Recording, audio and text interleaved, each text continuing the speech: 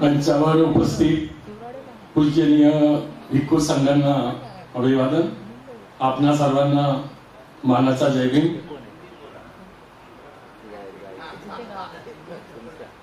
आज यहाँ बुद्ध विहार समन्वय समिति के माध्यम से बुद्ध विहार उनका तीसरा अधिवेशन संपन्न हुआ है. पहला दिन संपन्न हुआ है और उद्घाटनीय सत्र से अभी तक अभी मेरे ख्याल से 7 बजे होंगे.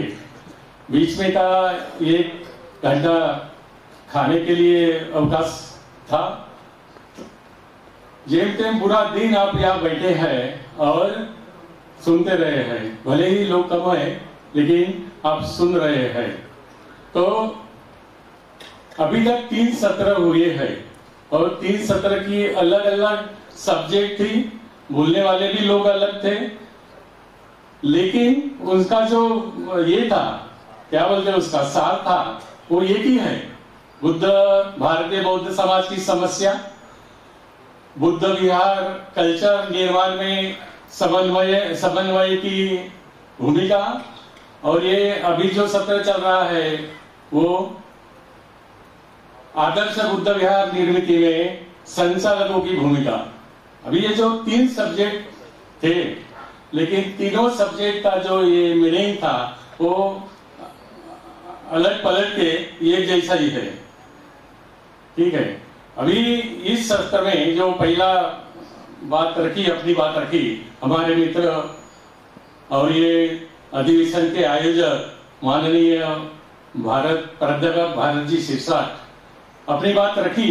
उन्होंने बहुत अच्छी तरह से और सोपी वर्ड में बताया कि बुद्ध विहार कैसा बनना चाहिए, बुद्ध विहार कैसा होना चाहिए, फंड कहाँ से आना चाहिए और किस तरह उसका संचालन होना चाहिए.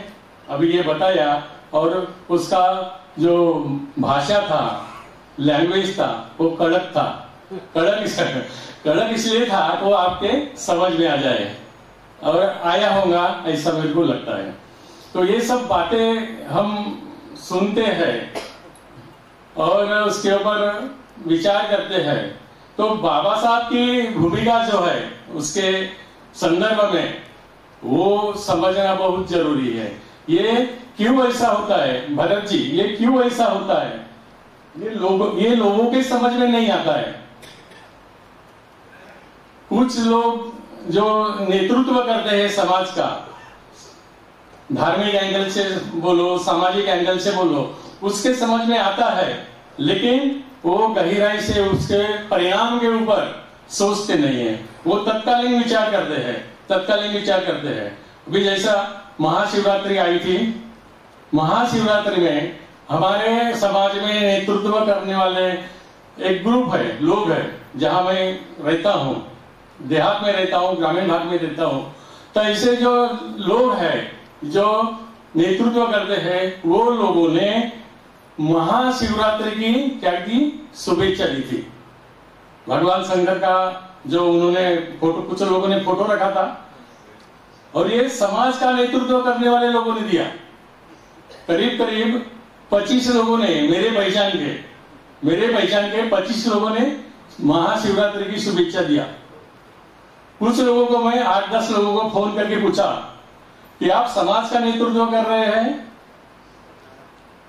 आप बाबा साहब का आंदोलन चला रहे हैं, मूवमेंट की भाषा कर रहे हैं और ये कैसा, आप क्यों क्या बोलते हैं, महाशिवरात्रि की, शंकर जी की जन्मदिन की शुभेच्छा क्यों दे रहे हैं.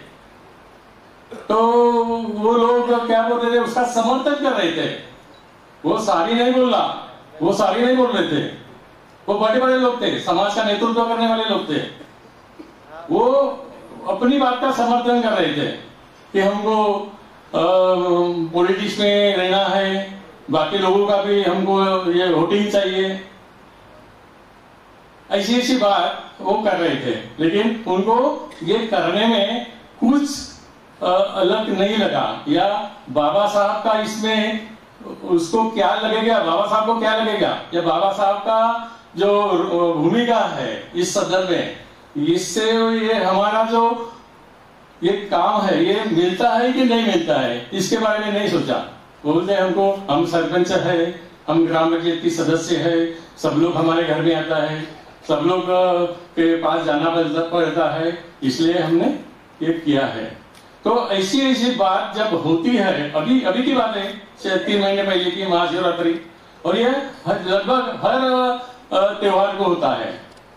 बाबा साहब तो बोलते हैं कि ये हर त्योहार है, तुम्हारे हार का क्या है, तुम्हारी हार का ये घटना है, ऐसा बाबा साहब बोलते हैं त्योहार के बारे में। और ये लोग क्या करते हैं कि जो समाज का नेतृत्व करते हैं वो शुभेच्छा देते हैं। तो ये बुद्धिस्ट कल्चर का कल्चर ही नहीं मालूम, कल्चर ही नहीं निर्माण में लगे हम, कल्चर निर्माण नहीं लगे हम, तो ये बुद्धिस्ट कल्चर कभी आ जाएगी, कभी निर्माण, कभी सरकार बंदी जी ने बहुत बातें की, बहुत तो समझाया, बाद में बाकी के वक्ता ने भी यहाँ समझाया। तो ऐसी ऐसी बात है। इस संदर्भ में हमारे जो महामानव है, हमारे आदर्श है, हमारे मुक्तिदाता है, बाबा साहब क्या करते हैं, बाबा साहब का आंदोलन समझने के लिए ये बात बहुत जरूरी है।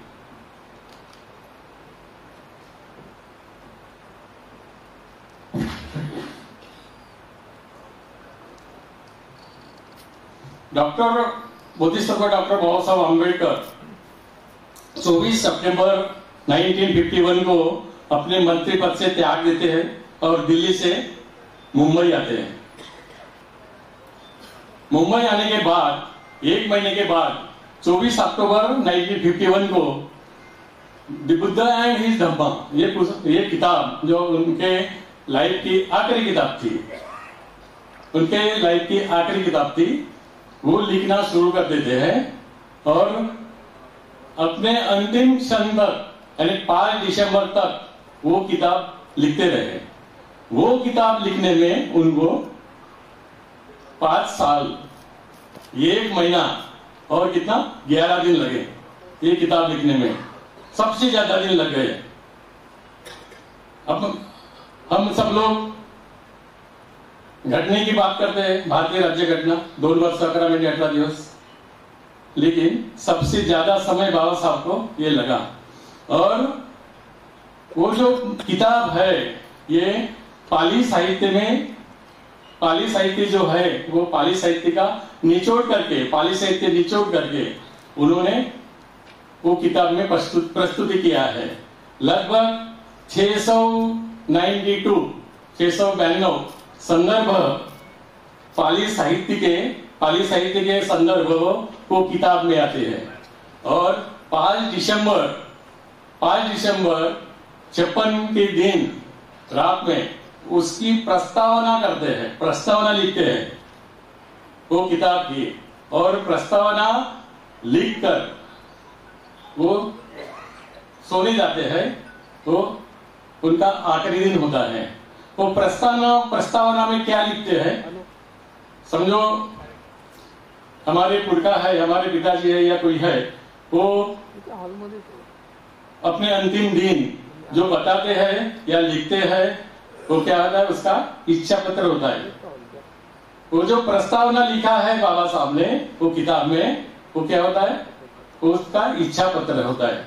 और हम उनको बाबा साहब को क्या बोलते हैं, अपने पिताजी बोलते हैं ना, पिता बोलते हैं, बाबा बोलते हैं।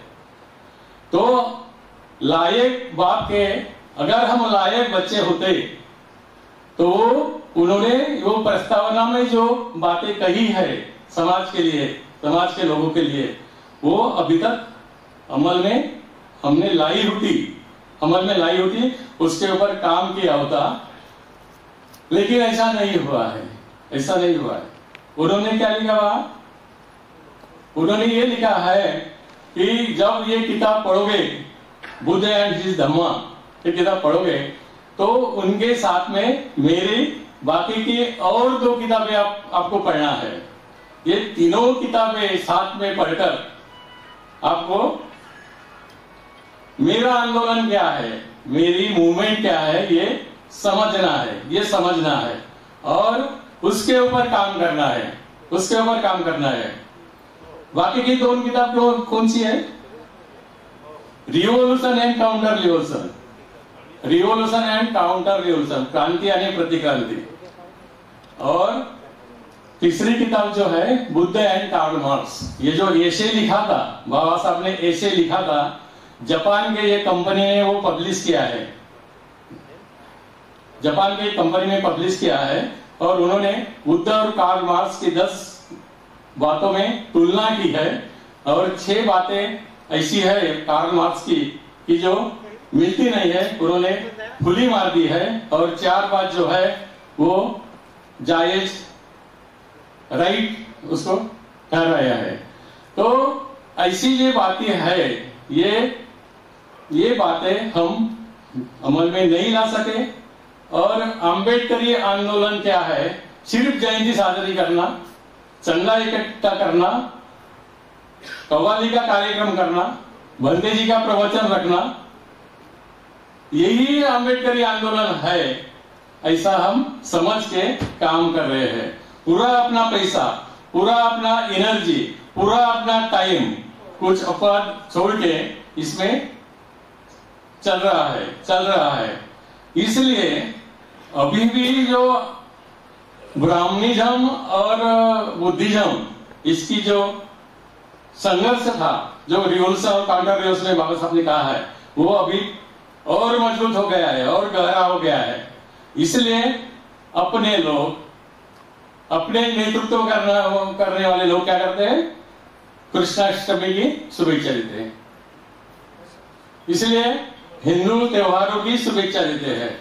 तो अम्बेडकरी आंदोलन आगे कब जाएगा और कैसा जाएगा, ये समझना चाहिए। ब्राह्मणिज्म और बुद्धिज्म, ये समझ के काम करना चाहिए। इसलिए जो बुद्धिजीवी वर्ग है, जो लाभार्थी है, जिन्होंने लाभ लिया है अम्बेडकरी आंदोलन का, अम्बेडकरी मूवमेंट का, और लाभ लेके जो बड़े बड़े पदों पर गए हैं, बड़े बड़े डिग्रियां हासिल की है, शिक्षित हुए हैं, ये सब लोगों की जिम्मेदारी ज्यादा होती है। लेकिन ये लोगों ने कुछ अपवाद छोड़ के इसके ऊपर ज्यादा काम नहीं किया। और क्या किया इन लोगों ने? अपना पैसे का उपयोग क्या किया? शादियां करने के लिए अपने पैसे का उपयोग किया, अभी भी कर रहे हैं। लड़की और लड़के की बड़ी धूमधाम से शादियां, डेस्टिनेशन वेडिंग, रिसोर्ट में, बड़े बड़े रिसोर्ट में शादियां हो रही है। बाद में क्या किया? प्रॉपर्टी लिया, प्रॉपर्टी लेते हैं। ये घर रहने के लिए एक बंगला है तो और बंगले लेते हैं, प्रॉपर्टी लेते हैं। लेकिन बाबा साहब ने जो बोला है 5% आप समाज के लिए दो, 20वां हिस्सा समाज के लिए दो, इसे नहीं देते हैं।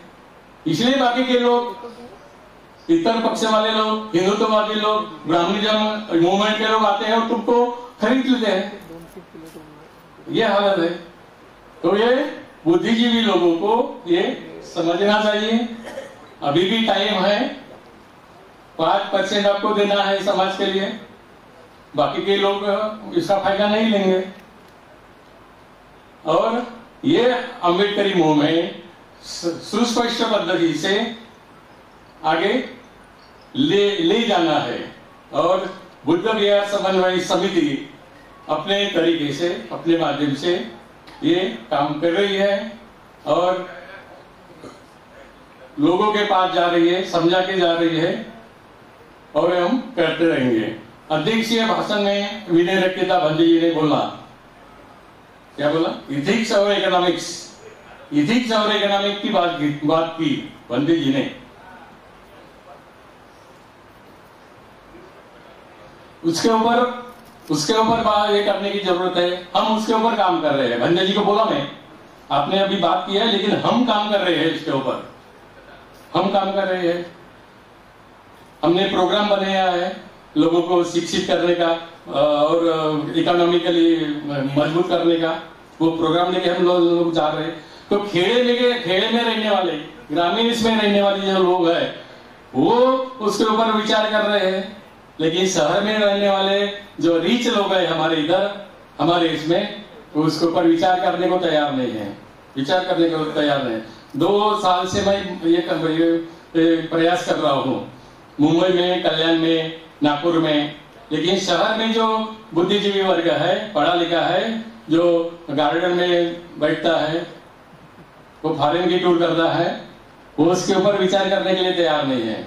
लेकिन ग्रामीण इलाके में रहने वाले जो लोग हैं, ये वो उसके ऊपर विचार कर रहे हैं। और अभी तक 2 साल में मेरे को 1 करोड़ रुपया लोगों ने दिया है।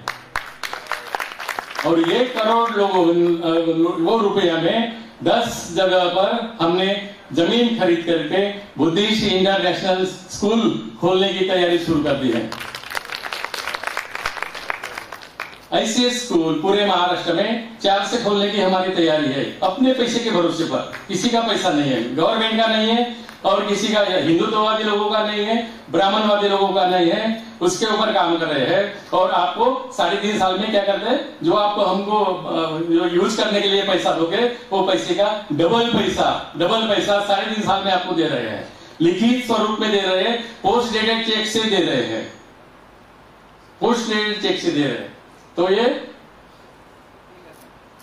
धम्म पालन करने वाले लोगों के ऊपर अभी विश्वास आपको करना पड़ेगा।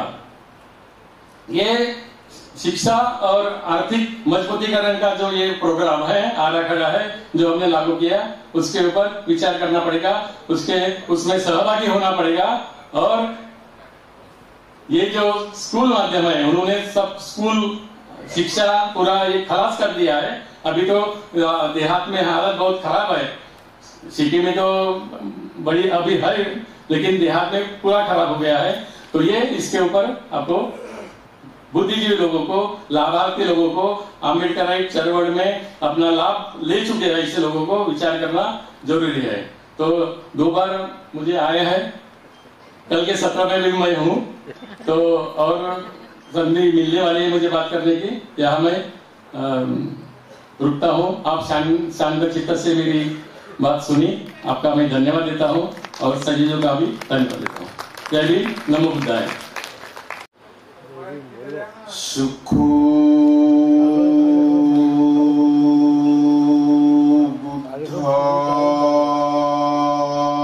बुद्धानुत्पादो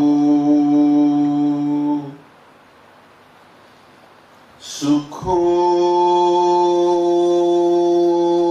सद्धम्म देशना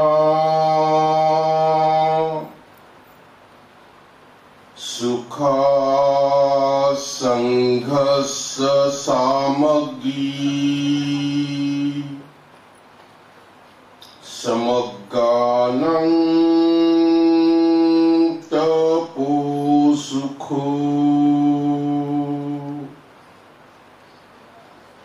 अब बोलेंगे साधु साधु साधु।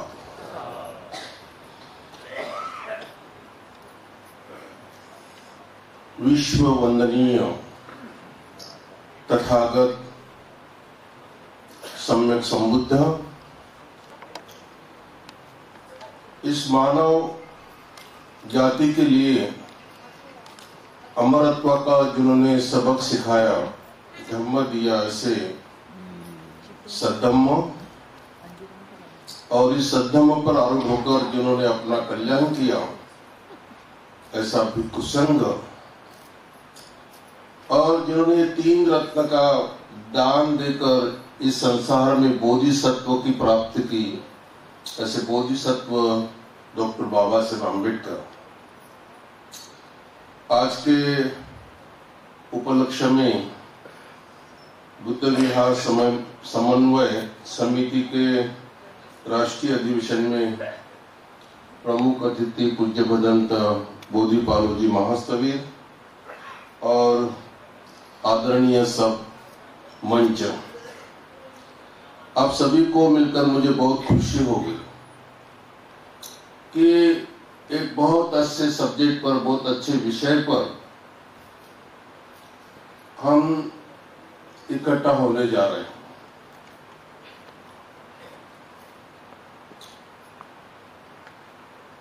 बौद्ध विहार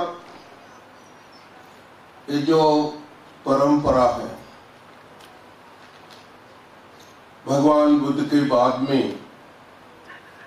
राजा सम्राट अशोक ने शुरू किया।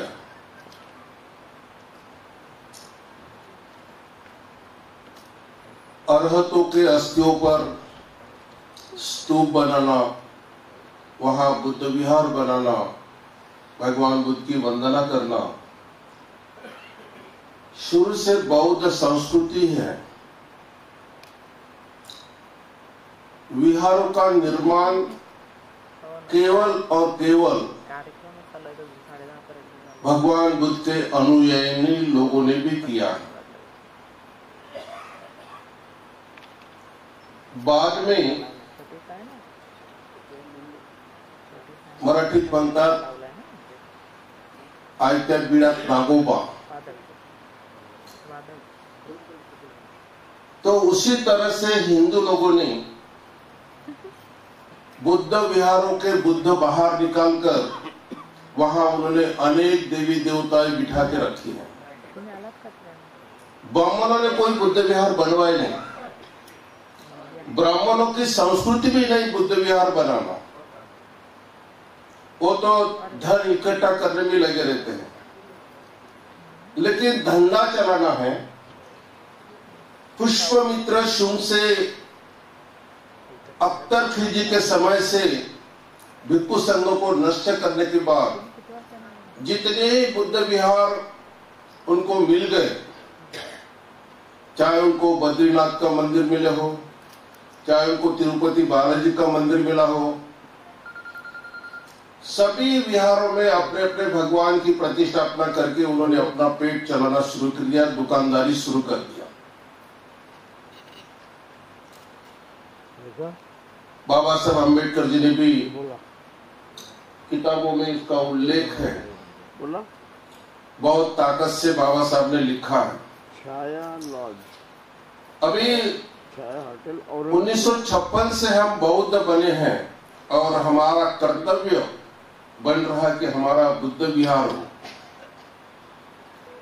जैसे मुस्लिम कम्युनिटी जहां भी जाते हैं वहां अपना मस्जिद खड़ा करते हैं, वैसा ही बौद्ध अनुयायी लोगों ने जहां जहां बस्ती का निर्माण किया वहां वहां छोटा मोटा बुद्ध विहार उन्होंने बनवाए। हमारे प्रोफेसर साहब ने बड़े ताकत से कहा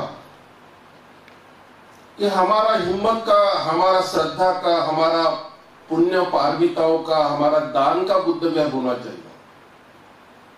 बड़ी अच्छी बात है। मैं थाईलैंड में देखा, श्रीलंका में देखा, जापान में भी देखा, अमेरिका में भी देखा, तो उन लोगों के बुद्ध विहार जो जो बस्ती में उन्होंने बनवाए थी, वहां के बस्तियों के लोगों ने इकट्ठा होकर चंदा करके ही बुद्ध विहार बनवाए और वो सभी लोग उस बुद्ध विहार के मेंबर्स बन के रखे। जो भी कोई प्रॉब्लम होता है बुद्ध विहार के अंदर तो वो सब इकट्ठा आते हैं, मिलकर इकट्ठा होकर वो प्रॉब्लम छोड़ते हैं। जैसा मैं एक बार बनते मोदी बालोजी से थाईलैंड वर्षवास के लिए गया था, तो मेरे कार में प्रॉब्लम हो गया, डॉक्टर को दिखा के एक मशीन लेने का उन्होंने प्रस्ताव रखा। तो वहां के प्रमुख भिक्षु ने अपने सब उपासकों को इकट्ठा किया।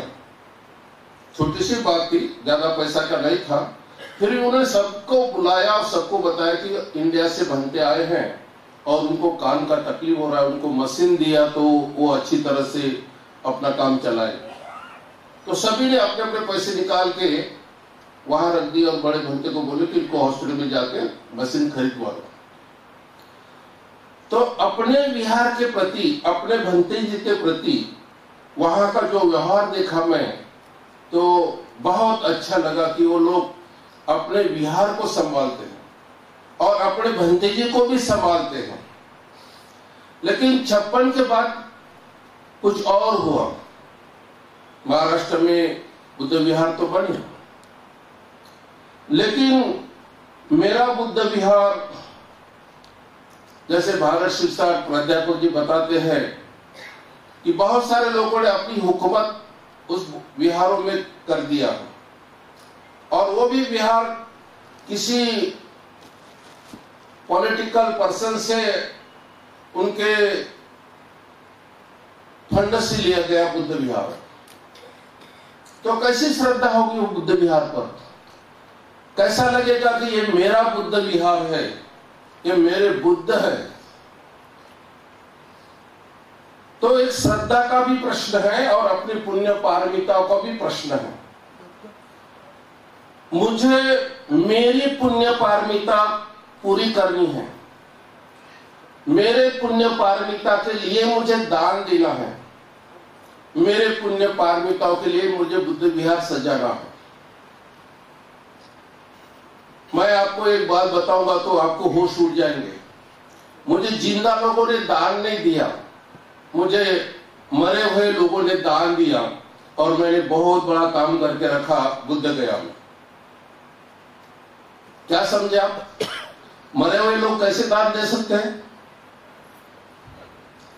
मरे हुए लोग दान नहीं दे सकते, लेकिन मरे हुए लोगों की प्रॉपर्टी से उनके बेटे, उनकी बेटी, उनकी पत्नी, उनके जो भी सगे संबंधी हैं, उन लोगों ने आके कहा कि पंडित जी, ये पुण्य कर्म करने के लिए, इनकी स्मृति के लिए दान स्वीकार करें। कि जो आज वहां बोध गया में 4 गुंठा जमीन से अभी 1 करोड़ रुपए का कंस्ट्रक्शन करके ऐसे 2 करोड़ की प्रॉपर्टी बोध गया में बन गई है। आप जोर से ताली बजाओ ना। और एक ताली बजाना है कि हमारे साध्वी साहब जी यहाँ उपस्थित हैं। उन्होंने बोध गया में अपने खुद के पुण्य कर्म के लिए और अपने भाई के पुण्य कर्म के लिए 2 समय का दान देकर एक बड़ा हॉल और एक भिक्षु निवास कुटी बनवा के बहुत बड़ा पुण्य किया। उनके लिए भी एक बार कहना है। तो मजे की बात यह है कि पुण्य कर्म करने के लिए, और हमारा बौद्ध आदमी अपने खुद के पुण्य कर्म करने के लिए तैयार नहीं हो रहा है। मैं जब 12वीं में फर्स्ट ईयर में था और मैं कुछ करना चाहता था कि एक का प्रिंटिंग प्रेस ले लूं और अपने किताबें, छोटे मोटे किताबें लोगों के पास पहुंचाऊं, तो प्रोफेसर साहब सुनिए, एक प्रोफेसर साहब के मैं घर गया और मैंने उनको मेरा प्रस्ताव बताया कि प्रोफेसर साहब, मुझे इच्छा है कि एक प्रेस लेना है, आप कुछ दान की रिसिप्ट कंप्लीट करो। उन्होंने रिसिप्ट देखा, किस किसने क्या दिया वो देखा, फिर बोले भत्ते जी तुम ऐसा क्यों नहीं करते, आपको 100 रुपए इकट्ठा करना है तो बोले 100 लोगों के घर जाओ, 1-1 रुपया लो, ये मेरा पहला रुपया, बजाओ कर।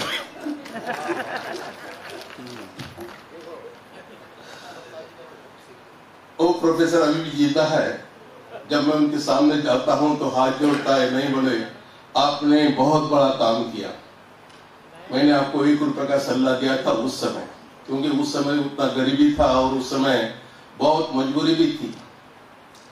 लेकिन बात यह है कि जिन लोगों ने धर्म के कार्य के लिए दान किया है, उन लोगों को बहुत तरीके का चांस मिला।